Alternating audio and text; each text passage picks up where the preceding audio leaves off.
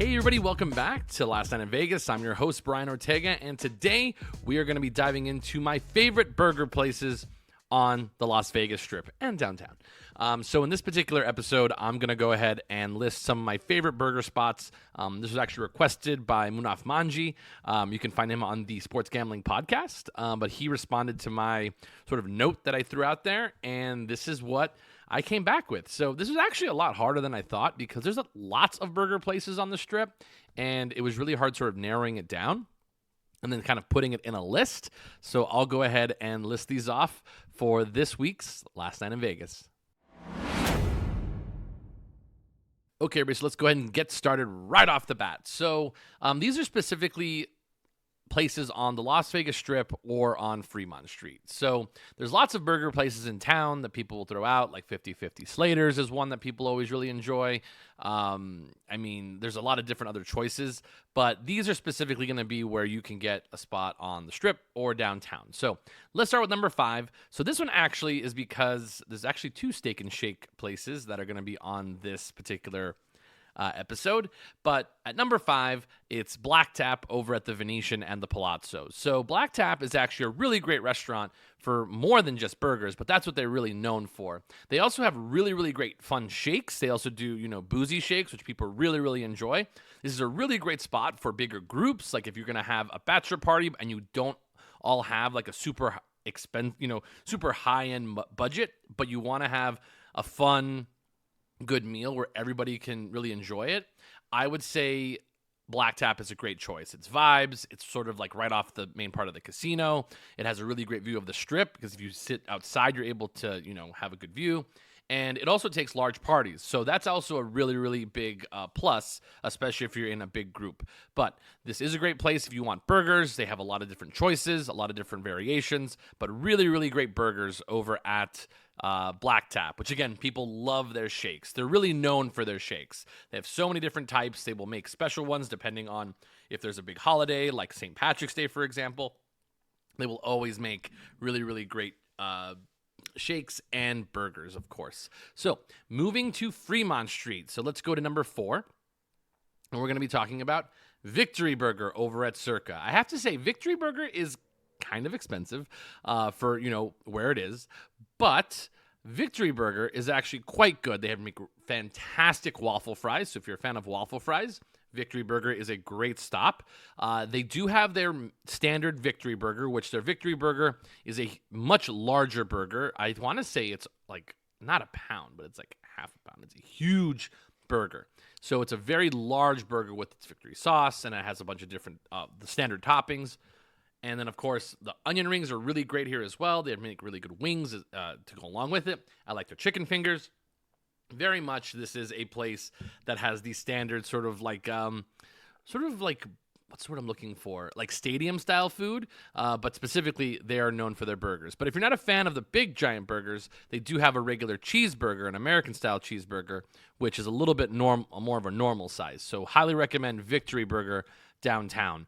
They do have an area to sit where you can overlook the Circa Sportsbook, which is why a lot of people like going to Victory Burger because of the fantastic view of the sportsbook.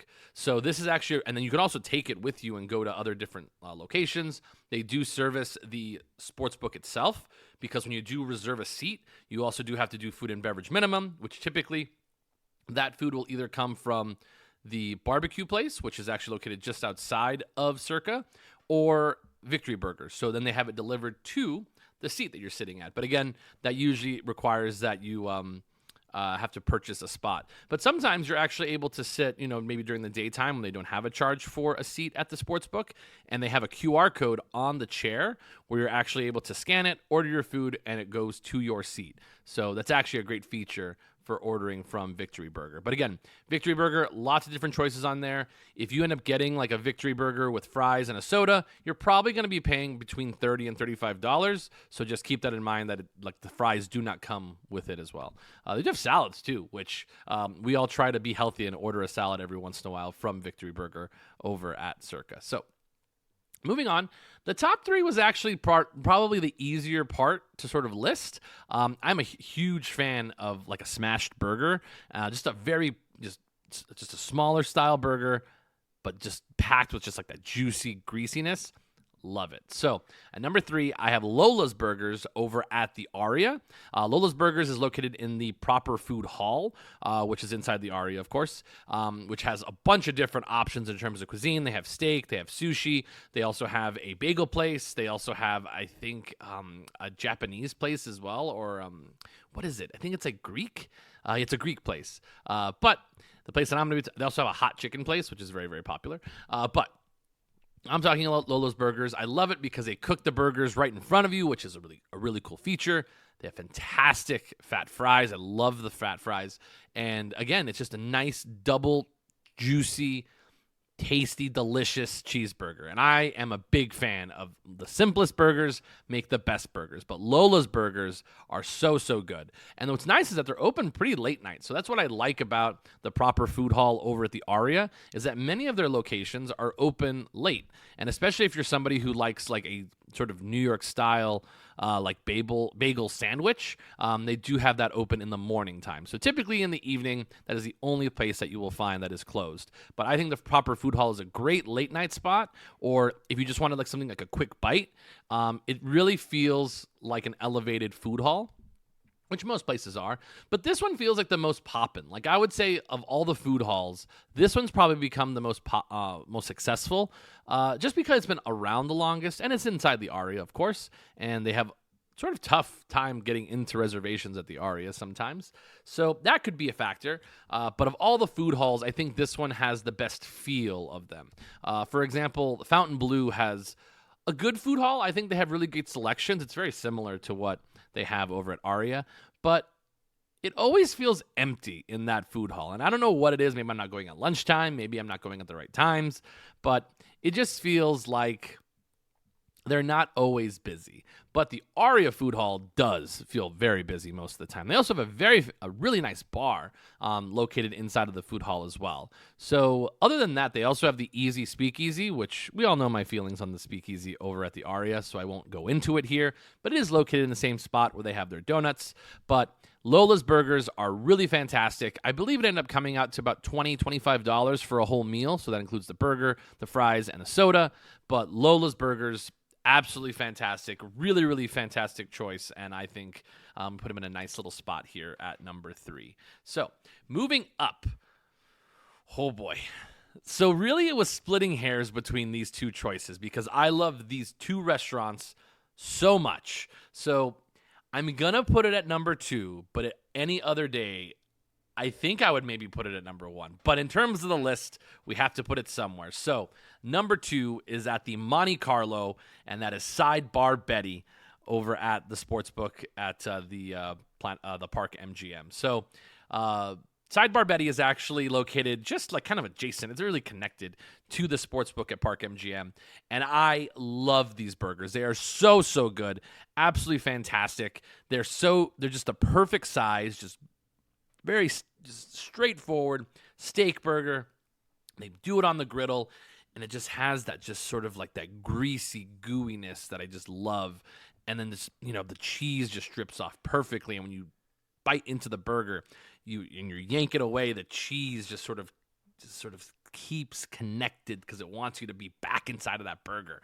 But man, the burger is so, so good, and it's great for a late night greasy choice, especially like after the nightclub or after going to like an Usher concert or Lady Gaga, and you just want something just succulent and delicious and just really just hits the spot. And I love Sidebar Betty's burger. It's so, so good. It's a double cheeseburger, and it is fantastic. They also do salads, which if you're into that kind of thing, they do wings. They do waffle fries as well, and fantastic onion rings. I love their onion rings over at Sidebar Betty. But man, this is like a really hidden spot. It's never super busy from what I remember. And really, when I go to Park MGM, their offerings at their other like locations that isn't, Bavette's are really fantastic. Like Italy's very good. I think Italy's sort of the standard, like people go and they want to try Italy. but it's always like kind of my gateway drug to telling people to go to Park MGM. Like, oh yeah, they have Italy, so they have lots of choices, but you should try this place. So I always like to recommend Sidebar Betty if you want a burger, and I always recommend the chef truck, which is in the back right next to the front desk for like Cubanos and Medianoche and their chocolate lava cake and their beignets, their burritos. So it's sort of like a gateway place. But Park MGM, kind of a sleeper pick for some of the best places to grab something and go at Park MGM. But I love Sidebar Betty's. I highly recommend it. If you want a late night spot to eat food, Sidebar Betty is one of my favorite spots, and it always feels like a little bit of a secret knowing where Sidebar Betty is. So moving into number one, this is the one that I always tell people to try because it is my absolute favorite place in Las Vegas for a burger, and you can go there almost any time. It's not super, super busy, and it always has good vibes inside. But this is Holstein's over at the Cosmopolitan. Almost forgot for a second. Holstein's has so many different variations of burgers. They have smokehouse burgers. They have a hot chili burger. They also have a regular American cheeseburger, the classic. They have the gold standard, which is $32 by itself. But honestly, they just have such a good menu. I love all their burgers that they have on the menu. They're just perfectly cooked. They're perfectly sized. They have the right amount of garnishments on them. They have their, Holstein sauce, which is a big deal. The udder sauce is what they call it. And then other than that, they also have really fantastic wings. I went there the other night with my brother, and we had a fantastic time eating. I had the wings. I had the buffalo wings. They had the Parmesan wings. Those one looked okay, but I really enjoyed the buffalo wings, and they have fantastic fries. Their sweet potato fries are to die for. People love their sweet potato fries. It's one of the most popular things that people get on the sides menu. They also have really good salads. Like my brother got a Caesar salad, which, surprise, and it looks it was so crisp and refreshing. And then it also had, of course, the grilled chicken that came on the side of it. Absolutely delicious. So I really love Holstein's. They have a really good selection of drinks at the bar. They have TVs in the bar, so if you're wanting to watch any games, that's a good place to do it. Always recommend sitting in the main dining room if you are more than one person, just because I do not like the lounge seating over at Holstein's because everything is handheld and you are going to have to lean over like a coffee table to eat your food, and it doesn't look very comfortable. So if possible, try to dine in the main dining room if you can.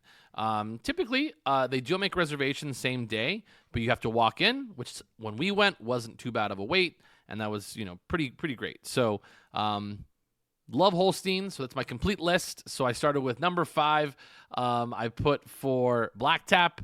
Victory Burger was number 4. Lola's Burgers number 3. Sidebar Betty number 2, and Holstein's number 1. A couple sort of honorable mentions. Bavette's has a really delicious cheeseburger. Highly recommend Bavette's if you want sort of a gourmet cheeseburger over there. One that people always wonder why I don't include it is Gordon Ramsay's burger. So I don't like Gordon Ramsay's burgers. I thought the vibe was like you're trying to be fancy, but you're really just sort of like a chain. And I don't like places that are trying to be fancy, but you're just a chain restaurant. They had the white tops, the white countertops. They had sort of like these flimsy menus that I did not like. The burger itself was fine, but it was nothing that blew my socks off. So I was not a fan of Gordon Ramsay's burgers. So whenever people ask, what's my favorite burger place? And I give them 2 choices. I was like, if I had to pick between Holstein's and Gordon Ramsay's burger, because they're very similar locations, I always say Holstein's. I do not like Gordon Ramsay's burger whatsoever. So that's just me. I'm not a big fan of it, but that's the list for today. But I still got a couple minutes here, so I'm going to go ahead and on the other side tell you what my experience was like hanging out with my brother for March Madness weekend and a couple of places that we actually visited while we were here. So stick around. We'll get to that on the other side. Okay, everybody, so let's go ahead and dive into my brother coming to town. So my brother actually came to town for the Pac-12 tournament, which the Wildcats lost, unfortunately, for those of you from Tucson. But it's always fun when my brother comes because I have 2 brothers, and one of them experiences Vegas very different than the other one. So it's always fun when they come separately because it's always interesting. But when they come together, it's absolutely fantastic. It's one of my favorite things of the entire year is if my brothers ever come to Vegas together, without their wives. No shots at the wives, but without their wives, it is a very, very fun time. So I always enjoy my time with my brothers when they come to Vegas alone, because then we can all just kind of do what we do. So that's always nice. And it doesn't happen very often, so that's why. But anyways, so going into when my brother came into town, my brother Vinny he's a partier. So he drank a little bit the first day, and then the second day with his friends, where I met up with them at the New York bar, which basically was Tucson in Las Vegas. And I saw more people at that bar than I had seen the last 3 or 4 trips I had been to Tucson. So, yep, all of Tucson was in one place. But my brother ended up hanging out with me on Saturday with him and his friends, Daniel. Shout out Daniel G. And his wife, Julissa. And we ended up, I took him to Fontainebleau, which at Fontainebleau, I have to say, the sports book is fine, but the chairs were so weird that you just sort of sunk into them, which is very interesting. So that was fine. Took him to the food court area, walked him around, showed him the Peking duck over at Komodo. It was fun seeing Fontainebleau through the eyes of my middle brother, because my middle brother definitely is more of a, quantity over quality sometimes, especially when it comes to, hanging with his friends, because they drink a lot more than I do. So sometimes these places that have really good cocktail bars are not too expensive. That's not the word. But when you're drinking at volume, it doesn't always work the same. So I tend to sit at a spot and I'll sit there forever, and that's sort of my thing. My brother's into moving. He wants to move. He wants to walk. So Fontainebleau may not be the best place if that's what you're into. So it was nice seeing it through the eyes of another person, but it was really cool because we ended up going and walking around, and we were about to leave, and we were going by the Collins bar, which I stop at quite a bit, and they had live entertainment, which they usually do, but they had a piano player and a singer, which I've never seen them have a singer there before. I don't know if it's because I haven't been there on a Saturday, but I'm pretty sure I have. But they had a singer with a piano player, and my friend Daniel G ended up saying, hey, let's check it out. And then we went and sat down. And this is a thing that they were always freaked out about, and I want you guys all to know this. Yes, it is nice for you to dress up. It's very, very nice for you to dress up. And again, you'll be able to get into more places. You'll have more, not variability, but you'll have more, you'll have better chances of getting into places if you're dressed up. So the number of things you can do when you're dressed up is a big deal. But they weren't, because they were hanging out the whole day. It was 2 or 3 o'clock. So as sort of time went on, my brother was wearing joggers. Daniel G was wearing nice Jordans, by the way, but just a regular Arizona t-shirt or a long sleeve and a hat. And everyone always freaks out oh, we can't go in there. It's too fancy in here. Don't worry, guys. For the most part, you can get into most places like lounges and whatever. Doesn't matter what you're wearing. If your money's green, we will take it. So the biggest thing, though, just note, is that most places, lounges specifically, don't like you to bring in outside drinks.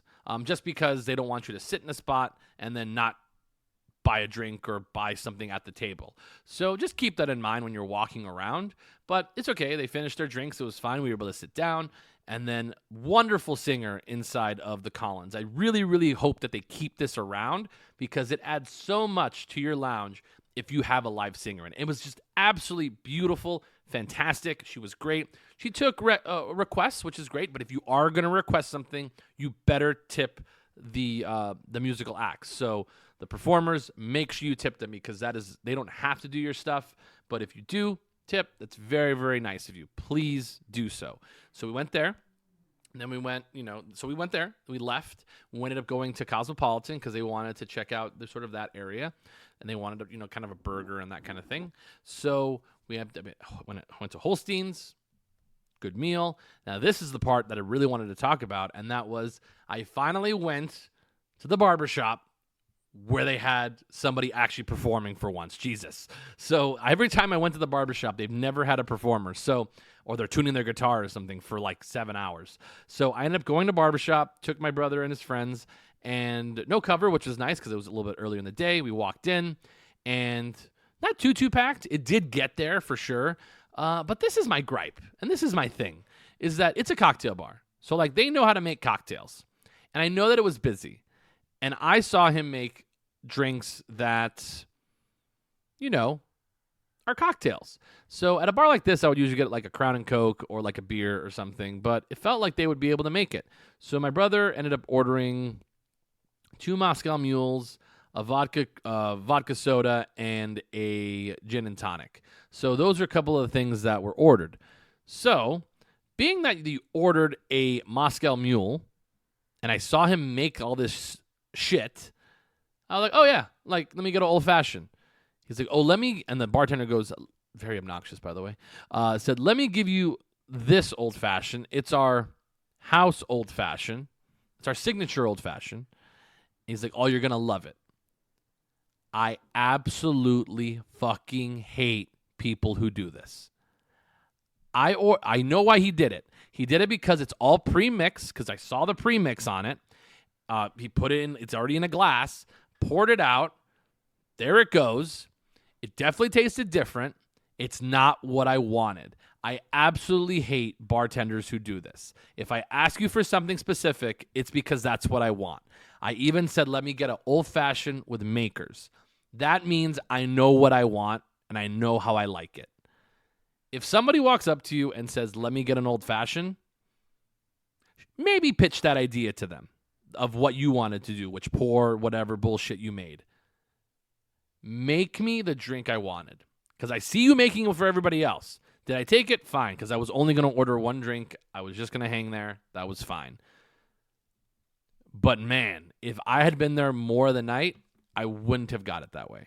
I would have ordered something else. I would have ordered a beer, because I don't like that. I know he's there for a vibe. That's sort of his sort of like shtick.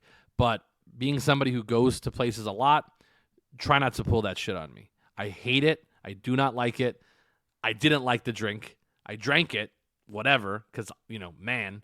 But come on, dude. So that's my only gripe. Other than that, the Barbershop was actually fantastic. The music was really good. They have a fantastic performer that was on before the main group, which my brother told me was even better. It was a huge band. They were actually walking over like the couches, because their tables are basically look like couches. So they actually had the guitar player was singing in the middle. He was singing Happy Birthday. They were singing all these songs. And he said it was an absolutely great performance by the band that was performing at the Barbershop. But while I was there, he was playing covers of many different things. He played everything from country. He played all the stuff like, classic rock in the 80s, sort of like emo, like 90s rock. And just really just all over the place, which was a good thing. And I think everybody really, really enjoyed it. So anyways, that was my experience over at the Barbershop. I would recommend going there if you want to check it out. It is very tight in there, so maybe get a table if you can afford it. But other than that, really good job of the Barbershop. You're still not a speakeasy, but it's okay. You're a good bar. You're a good cocktail bar. It's okay. So anyways, that was my last night in Vegas for this week. Sorry we missed Concierge Confidential this week. I was actually in California. Maybe we'll talk about it next week. We'll see what we talk about next week on the show. Who knows? But again, thank you so much, everybody, for listening. I always appreciate you being flexible with me and sort of my schedule.